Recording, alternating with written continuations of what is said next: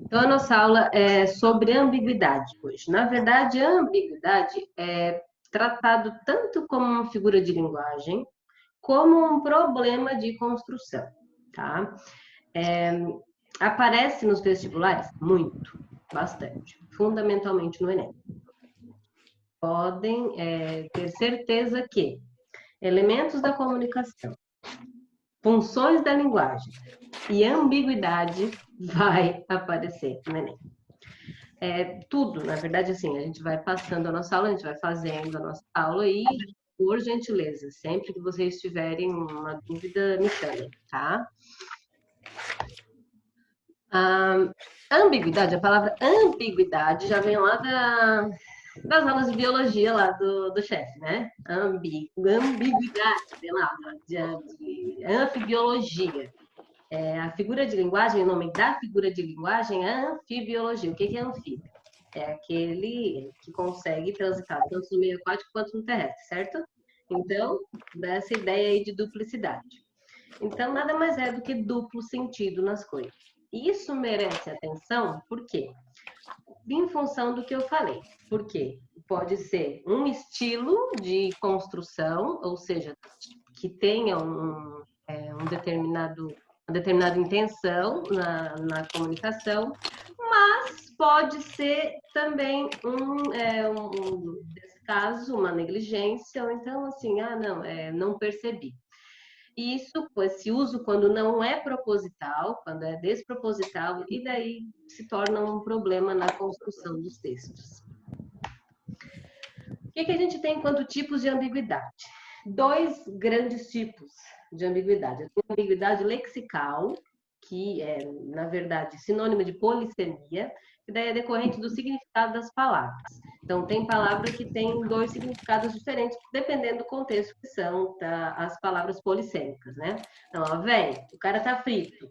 É um ovinho falando pro outro. E olhando um ovo frito.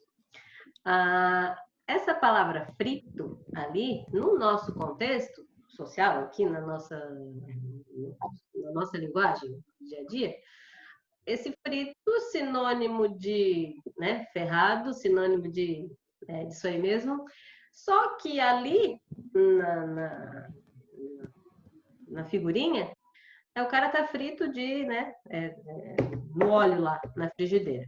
Então, o que confere ambiguidade para essa figura aí? Para essa... Não, isso é uma charge, isso é uma brincadeira, na verdade, né? É exatamente esse frito, porque o cara pode estar em uma situação difícil ou o cara pode estar frito feito na frigideira, certo? Então, isso é proposital? Sim, nesse caso sim, justamente para conferir o humor ali da piadinha, bonitinha. Esse exemplo aí, ó. Não, pense no cartaz. Uma folha branca sei lá, uma parede toda cheia de infiltração. Atenção! Não é permitido comer duas pessoas no mesmo prato. O que confere ambiguidade aí para o enunciado?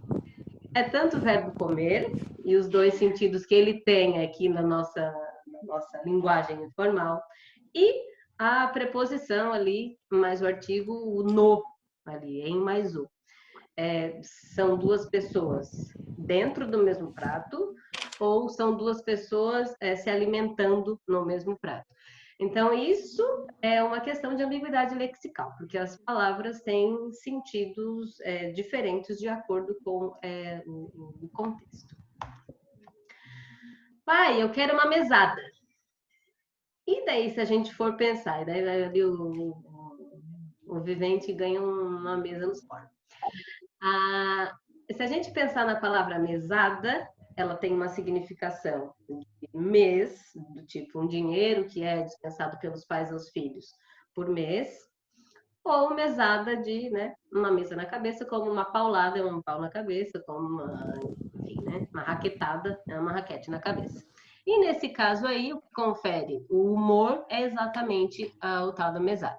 Nesses casos, a gente está tratando de ambiguidade lexical e entendam que lexical vem de léxico, léxico é o quê? Vocabulário, tá? Sempre que eu falar a respeito de léxico, item lexical, eu estou falando de palavra. Então, quando eu falo de ambiguidade lexical, eu estou falando da palavra que tem duplo sentido, que tem mais de um sentido, dependendo do contexto, e que vai gerar aí um humor. Nesses casos de polissemia, esses casos são assim, um tanto mais intencionais do que os casos que a gente vai ver a partir de agora, que são os casos de ambiguidade estrutural. Ô, professora, Oi, amor. eu tenho uma pergunta. Mas o léxico geralmente não é mais usado para tratar línguas antigas? Não, léxico, na verdade, assim, ó, são as palavras, o inventário lexical se constitui a partir de todos os elementos que a gente tem dentro da língua. Assim, as palavras que constituem aquela determinada língua, não necessariamente de línguas mais antigas. Entendi. Tá? Quando a gente fala assim, ó, o inventário lexical de língua portuguesa, a gente está falando de todas as palavras que estão incorporadas ao vocabulário oficial da língua portuguesa, o tal do VOLP lá, certo? Entendi. Então, entendam de léxico como sinônimo de palavras, certo? Então, vamos lá. E quando a gente tem essa ambiguidade estrutural, só me confirmem que vocês estão vendo o meu slide, por gentileza. Sim. Então, tá, ótimo. Eu tô vendo. Tá. Quando a gente tem essa ambiguidade estrutural, a gente tem problemas na construção sintática da frase, ou seja, na posição das palavras. Por quê? Porque dependendo da posição, e daí a gente tem aí também uma noção de anáfora. O que é anáfora? É retomar alguma coisa lá de trás, só que esse retomar lá de trás, eu tenho talvez 2 elementos para retomar. Então, essa retomada vai causar um duplo sentido. E a gente vai ver quais são os elementos que mais dão problema aí na redação. E, na verdade, a gente estuda isso tudo para quê? Para lidar com problemas de comunicação aí que tenha duplo sentido e para não cometer esse tipo de erro, de gafe, nas redações, certo? Então, assim, ambiguidade estrutural é um problema numa dissertação argumentativa? Com certeza. E o que vocês precisam fazer é se resguardar e, assim, evitar isso o máximo possível, tá? Quando eu digo assim, ó, Pedro encontrou a senha do cartão de crédito que ele tinha perdido. Ok. Esse que vai retomar o quê? O cartão de crédito ou a senha? O que ele perdeu? Eu tenho 2 elementos aí para retomar, certo? Então, esse que é o pronome relativo ali, pronome relativo universal, assim que a gente usa para tudo, pode retomar tanto a senha quanto o cartão de crédito. Como a gente poderia desfazer essa ambiguidade estrutural aí? Trocando por o qual ou a qual. Por quê? Senha é substantivo feminino e cartão substantivo masculino. Se eu trocasse por a qual, estaria se referindo à senha. Se eu trocasse por o qual, estaria se referindo ao cartão de crédito, certo? Então, tomem cuidado com esse que. O que é sempre um problema para ambiguidade estrutural, tá? O advogado disse ao réu que suas palavras convenceriam o juiz. Agora, o problema aqui é o suas, é um pronome possessivo. As palavras de quem? Do advogado ou do réu? Eu tenho 2 elementos referentes à terceira pessoa, o advogado, terceira pessoa, ele, disse ao réu, também terceira pessoa, que suas palavras, esse suas é um pronome possessivo referente à terceira pessoa. E agora, de quem são as palavras? O que poderíamos fazer para desfazer essa ambiguidade? Na verdade, existem casos que uma simples troca não vai desfazer a ambiguidade. O que a gente precisaria fazer? Refazer toda a construção frasal, tá?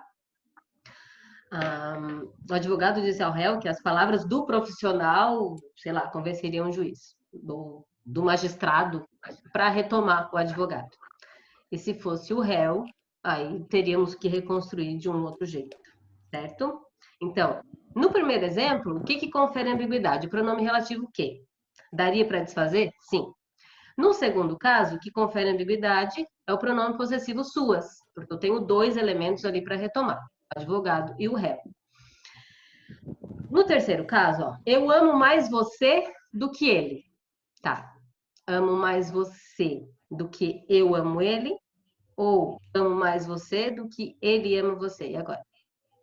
Essa construção, na verdade, gramaticalmente, ela está assim, né, um tanto distorcida. Teríamos que refazê-la completamente. O que confere ambiguidade aí? Esse ele no final. Ó, amo mais você do que ele ama ou do que eu o amo.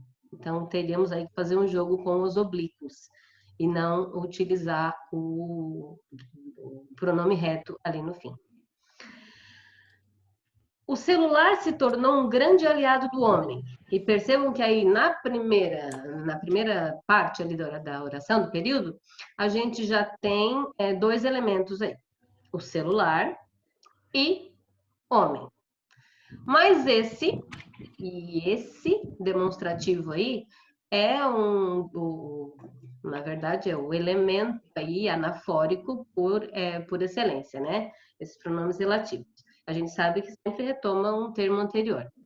Mas esse nem sempre realiza todas as suas tarefas. Quem não realiza as suas tarefas? O celular ou o homem? Um problema também de ambiguidade. O que poderíamos fazer para desfazer isso? O esse, nós utilizaríamos qualquer outro, para isso que servem também substantivos em língua portuguesa, para a gente conseguir fazer esse jogo de substituição sem que isso tenha maiores problemas. O celular se tornou um grande aliado do homem, mas o aparelho nem sempre realiza todas as suas tarefas, certo? Daria para ficar assim? Sim. Pedro disse ao amigo que havia chegado. Quem havia chegado? O Pedro ou o amigo. Em função de termos dois elementos em relação à terceira pessoa. Pedro e o amigo do Pedro. Quem havia chegado? Como eu tenho aí essa locução verbal, havia chegado em terceira pessoa, e isso pode se referir tanto ao Pedro, que é terceira pessoa do singular, quanto ao amigo do Pedro, que também é terceira pessoa do singular, eu posso estar me referindo tanto ao Pedro quanto ao amigo. Então, a gente precisa fugir disso ao máximo. Então, sejam claros e sejam objetivos quando vocês forem escrever. Alguma pergunta, queridos? Hein? Hein? Por enquanto não, pode continuar. Certo? Tá. Então, prestem atenção aqui comigo. Quais são os elementos que mais dão problema nessa tal de ambiguidade estrutural? Primeiro, pronomes pessoais. Olha só. Meu pai não se dá com o meu irmão, então eu já tenho dois referentes, pai e irmão. Porque ele é intransigente. E agora, quem é intransigente? Problema. Como desfaríamos isso? Nesse caso aqui, um demonstrativo, eu tenho dois referentes anteriores, um demonstrativo acabaria com um problema. Porque este é intransigente, eu estaria falando que o irmão é intransigente.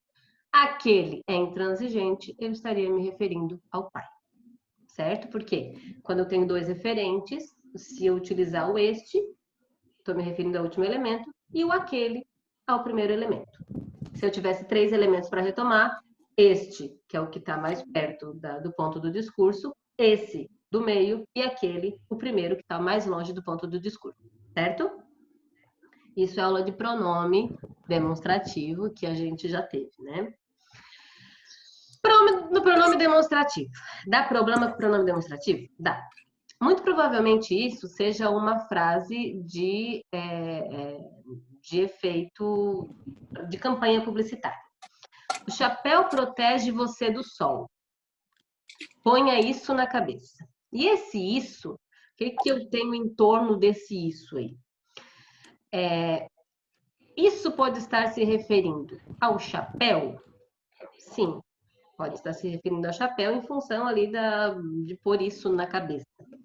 Mas também eu tenho uma coisa chamada encapsulamento anafórico.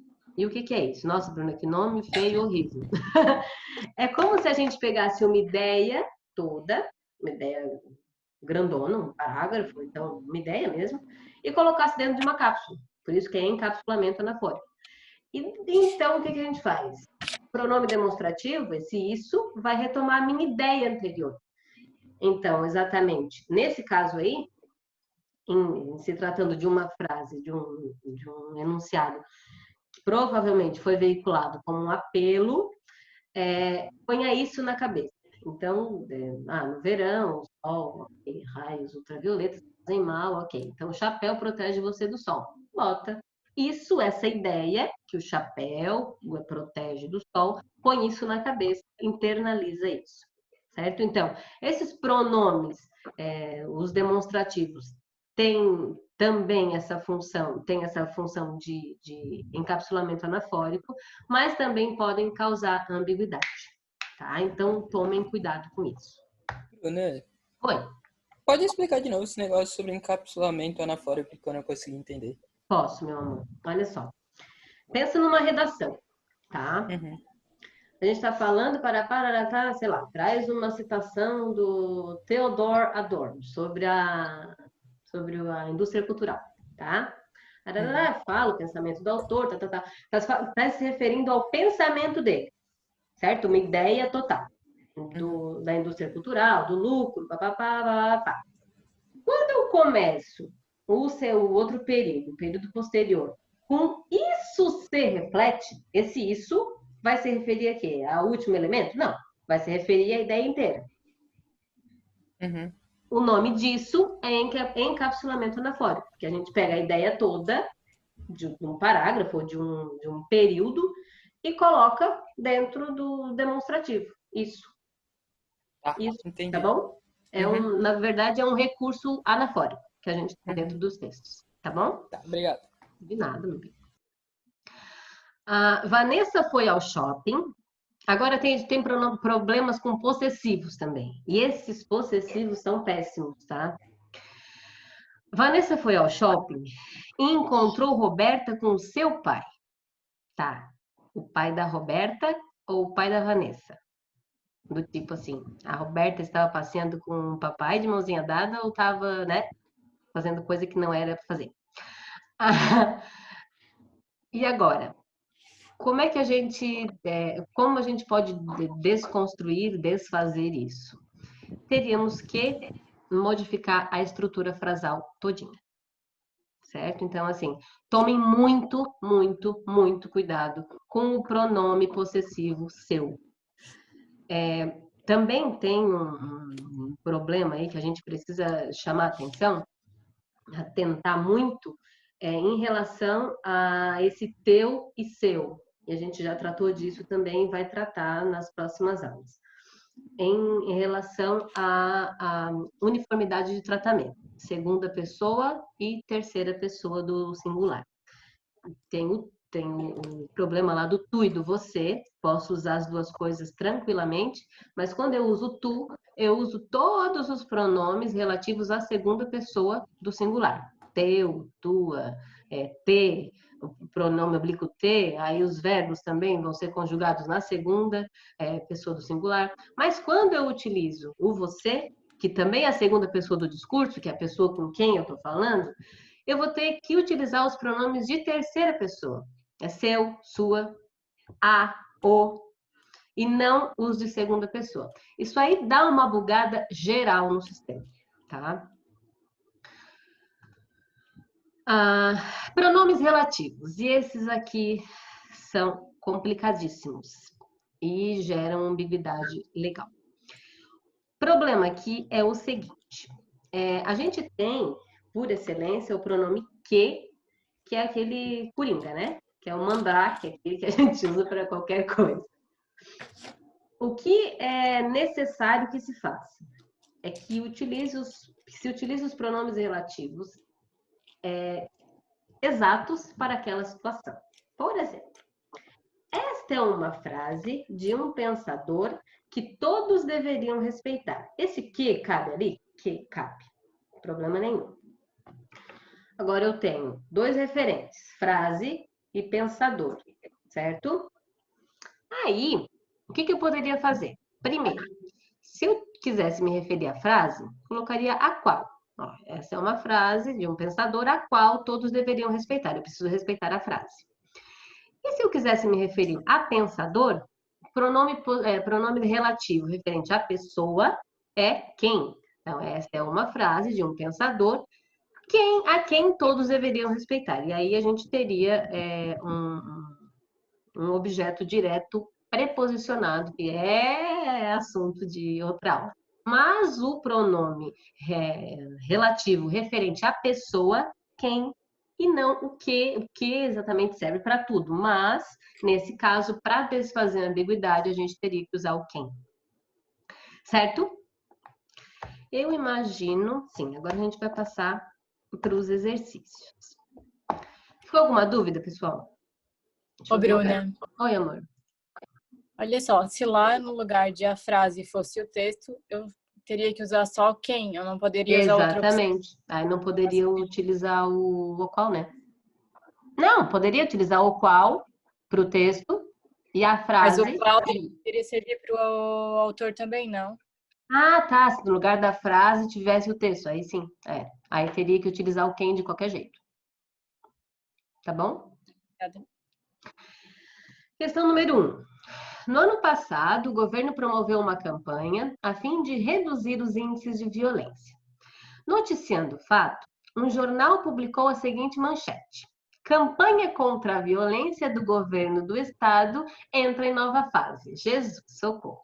É a violência do governo do estado ou é a campanha do governo do estado?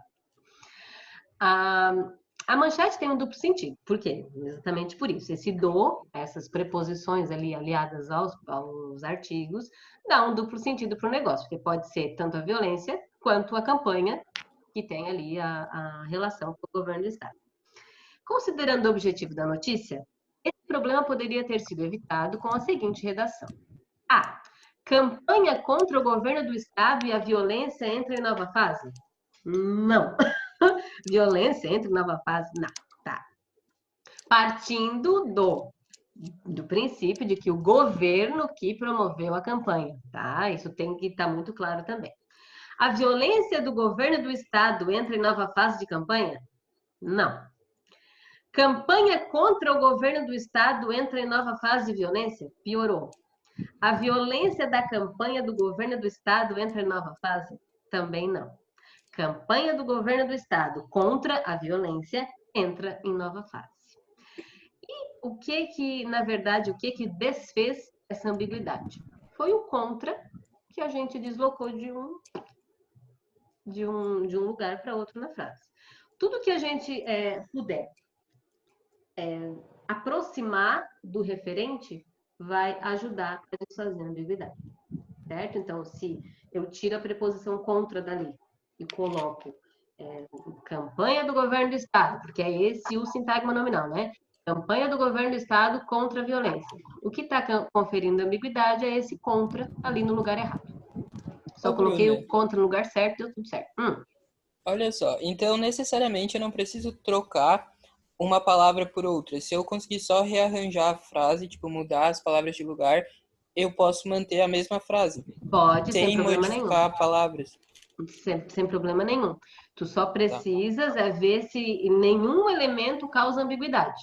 Por isso que eu estou falando assim, depende do lugar, da posição frasal em que tu inseres a palavra ali, o termo, vai dar um sentido ao outro. Então tem que tomar muito cuidado com isso, tá? Tá.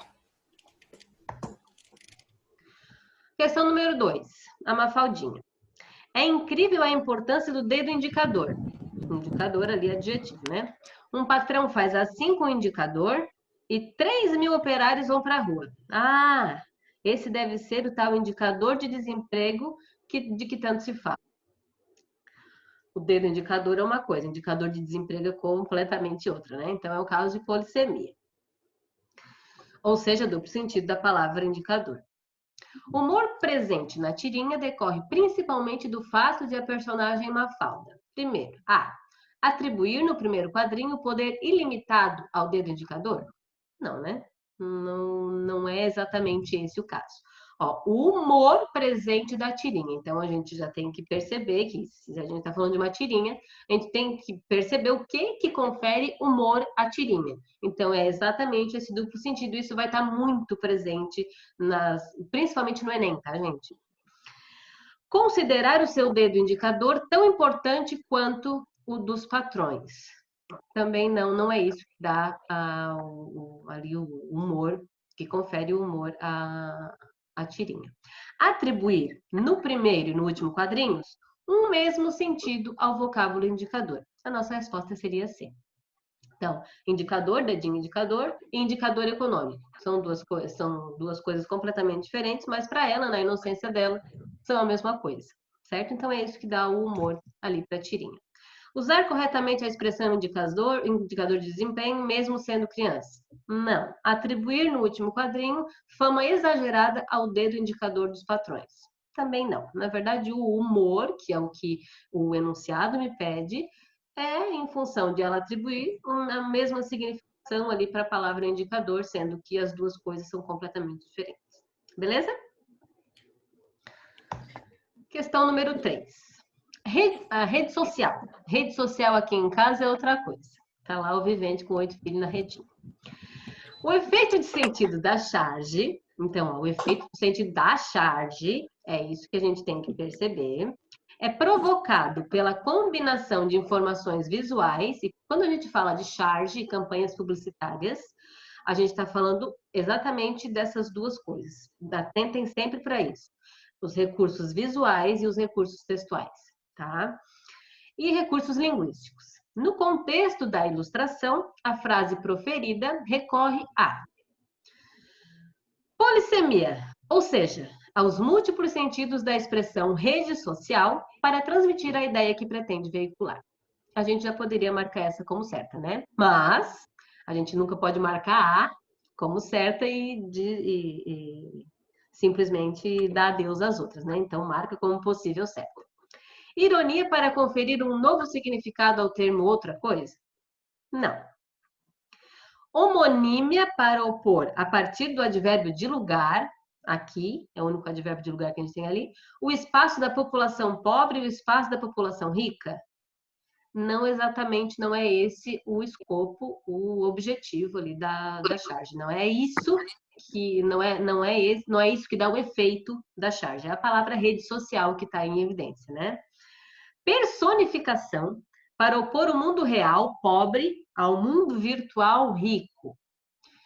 Se nós não atentássemos ao efeito de sentido da charge, poderíamos pensar nessa como possível certa. Mas o efeito de sentido da charge é em função da palavra, da expressão rede social. Como sempre, o Enem sendo Enem, né? Uma muito certa, certíssima, super certa, e a outra mais ou menos certa.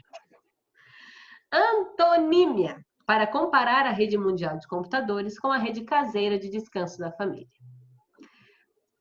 Letra A na cabeça. E, C e A. Tá aí o nosso gabarito da nossa aula. Queridos, a nossa aula está acabando, na verdade, porque fica aqui uma telinha me mostrando o limite de tempo que a gente tem. A aula vai ficar gravada e vai ser disponibilizada a vocês, certo? Então, um beijo. Qualquer coisa, eu estou à disposição de vocês. A partir de agora, às 3h30, a gente tem o nosso plantão, tá? Estou aqui, se você